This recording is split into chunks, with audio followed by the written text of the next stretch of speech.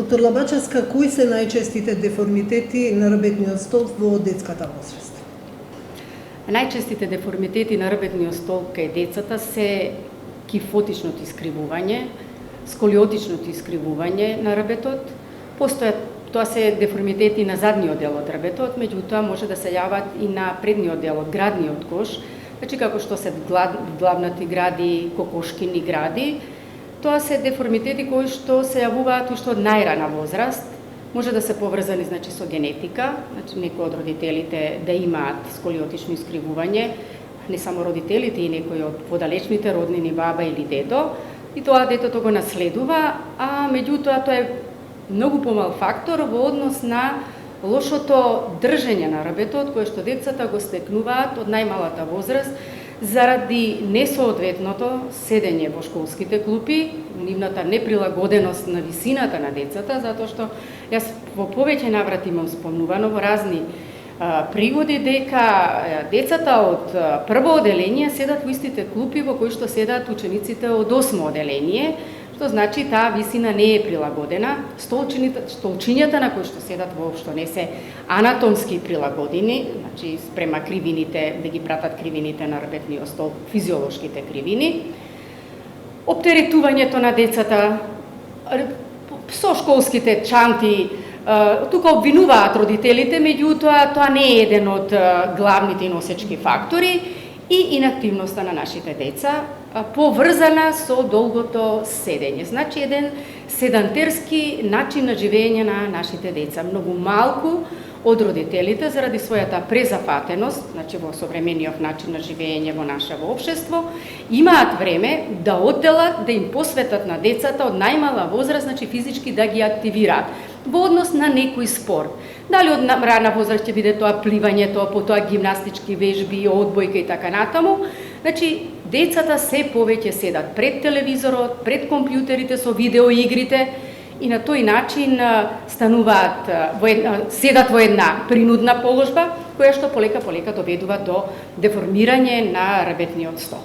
Тоа го носи современиот начин на живот. Апсолутно. Меѓутоа, работите може да се променат во училиштата. Дали како стручњаци, вие и ваши колеги сте укажувале дека во училиштата треба да се сменат некои? Апсолутно. Пред неколку години, не можам точно да наведам сега да се сетам, во општината Кисела Вода беше спроведен беше систематски преглед на сите деца од 0 до 8 оделение. Фактички ние двајца физијатри од оваа установа, значи од Заводот за физикална медицина и рехабилитација во Скопје и уште двајца ортопеди од ортопедска клиника, извршивме преглед на сите тие деца, скоро 6.500 деца опфативме во тој преглед, во систематскиот преглед и гледавме деформитетите на рбетот и на стопалата. Точно присуствувајќи во училиштата и после тоа, кога на крај го спроведовме прегледот, кога не беше тоа една округла маса, као интервју беше за новинарите, за телевизијата, за родителите и така, укажавме дека условите во училиштата каде што седат нашите деца не се соодветни, не одговараат. Сега ветено беше дека ќе се превземе постепено, тие чекори ќе се превземат. Колку се превземени и како, јас немам согледување, меѓутоа укажувано е. Укажувано е на тоа да се зголемат часовите по физичко воспитување или образование и да се едуцираат наставниците по физичко образование по однос на вежбите за деформитетите на рбетот. Зашто? Нека ми опростат, значи, тие наставници или професори што ова ќе го слушнат, секоја чест они се едуцирани, меѓутоа вежбите за рбет по однос на кифоза или сколиоза бараат специфичност. Значи, тоа се специфични вежби каде што лекарот треба да назначи, значи, со која рака детето ќе вежба, ќе истега, која страна ќе се јакне и така натаму, и ако би имало едуцираност би било полесно. Зашто? Затоа што сите деца не се подеднакво близко до нашата установа или други установи кои што можат стручно да ги спроведат вежбите, значи се далеку. Еве децата од Драчево, од Радишани, од Сингилич и така натаму, нема каде да доаѓаат родителите 10 дена, најмалку треба 20 дена да доаѓаат и нормално се губи време, тоа е трошок и сите работи и тогаш би било пожелно тоа дете на часовите по физкултура да ги спроведува тие вежби. Меѓутоа, до сега тоа не е спроведено. Има ли некоја стратегија за превенција во државата? Стратегија за превенција за сега нема. Нема. Нажалост, нема.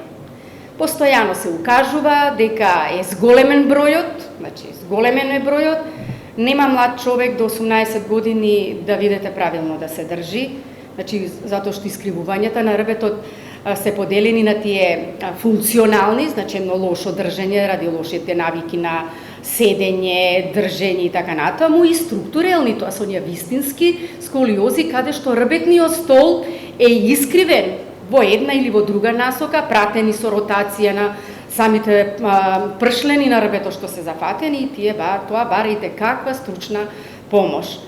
Така да нешто масовно така во однос да јас до сега барем не сум запознаена. Секогаш стоиме на располагање кога ќе повика. Ви благодарам на разговор.